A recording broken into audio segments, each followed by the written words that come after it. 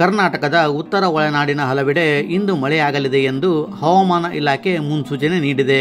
April 1ರಿಂದ 3 ದಿನಗಳ ಕಾಲ ದಕ್ಷಿಣ ಕನ್ನಡ, ಉಡುಪಿ, ಚಿಕ್ಕಮಗಳೂರು, ಹಾಸನ, ಕೊಡಗು, ಮಂಡ್ಯ, ಮೈಸೂರು ಜಿಲ್ಲೆಗಳಲ್ಲಿ ಮಳೆಯಾಗಲಿದೆ. ಇನ್ನು ಉತ್ತರ ಕನ್ನಡ, ಬಾಗಲಕೋಟೆ, ಬೀದರ್, ಕಲಬುರಗಿ, ಕೊಪ್ಪಳ, ರಾಯಚೂರು, ವಿಜಯಪುರ, ಯಾದಗಿರಿ, ಬಳ್ಳಾರಿ, ಬೆಂಗಳೂರು ಗ್ರಾಮಾಂತರ, ಬೆಂಗಳೂರು ನಗರ, ಚಾಮರಾಜನಗರ, ಚಿಕ್ಕಬಳ್ಳಾಪುರ, ಚಿತ್ರದುರ್ಗ, ದಾವಣಗೆರೆ, ಕೋಲಾರ, ರಾಮನಗರ, ತುಮಕೂರು, ಶಿವಮೊಗ್ಗ, ವಿಜಯನಗರ ಜಿಲ್ಲೆಗಳಲ್ಲಿ ಒಣಹವೆ ಮುಂದುವರಿಯಲಿದೆ. ಕರ್ನಾಟಕದ ಬಹುತೇಕ ಕಡೆ ಒಣಹವೆ ಮುಂದುವರಿಯಲಿದೆ.